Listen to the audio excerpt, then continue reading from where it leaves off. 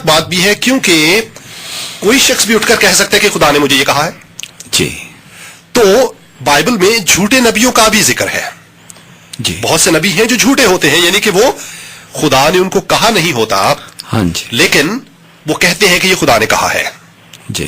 یا ان کو ایسے لگتا ہے کہ یہ خدا نے کہا ہے, حالانکہ خدا نے کہا نہیں ہوتا.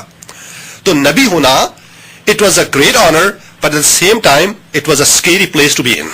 جی جی. Imagine talking to God. My God, it's just something unimaginable. Pervez صاحب تصور کیجئے خدا آپ سے براہ راست بات کر رہا ہے. پرویز صاحب تھوڑی دیر کے لیے. اور نبیوں سے خدا براہ راست بات کرتا تھا اور فرشتوں کی معرفت بھی بات کرتا تھا, لیکن بائبل کہتی ہے حضرت موسیٰ سے خدا آمنے سامنے بات کیا کرتا تھا.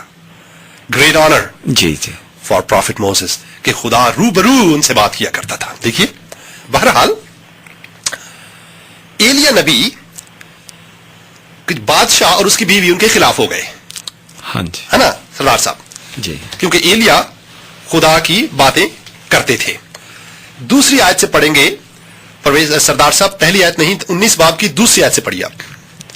سو ایزبل نے ایلیا کے پاس ایک ملکہ تھی جو ان نبی کے خلاف ہو گئی تھی, ان کو مارنا چاہتی تھی. غور سے اس لیے پرویز صاحب بڑی ایک دلچسپ کہانی ہے, میں اپنے سننے والے بہنوں بھائیوں سے کہوں گا کہ آپ اس کو غور سے سنیے.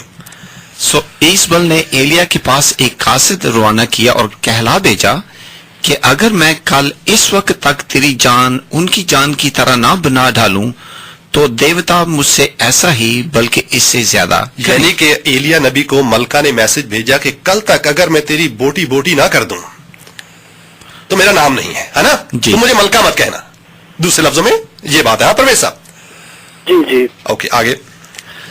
جب اس نے یہ دیکھا تو اٹھ کر اپنی جان بچانے کو بھاگا اور بیر سبا میں جو یہودا کا ہے آیا اور اپنے خادم کو وہیں چھوڑا. یہ علاقے جو ہیں آج بھی ملک فلسطین, ملک اسرائیل میں موجود ہیں.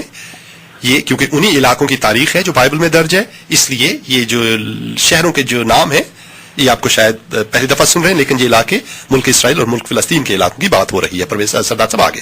اور خود ایک دن کی منزل دشت میں نکل گیا اور جاؤ کے ایک پیڑ کے نیچے آ کر بیٹھا اور اپنے لیے موت مانگی اور کہا بس ہے, اب تو اے خداوند میری جان کو لے لے. اب تو اے خداوند میری جان کو لے لے, کیونکہ میں اپنے باپ دادا سے بہتر نہیں ہوں.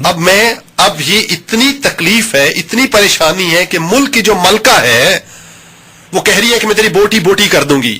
میرے لیے کیا امید رہ گیا ہے, خدا مجھے مار دے. ان حالات سے بہتر ہے کہ میں آج ہی مر جاؤں, سسک کر مرنے سے بہتر ہے. آگے پڑھیے سردار.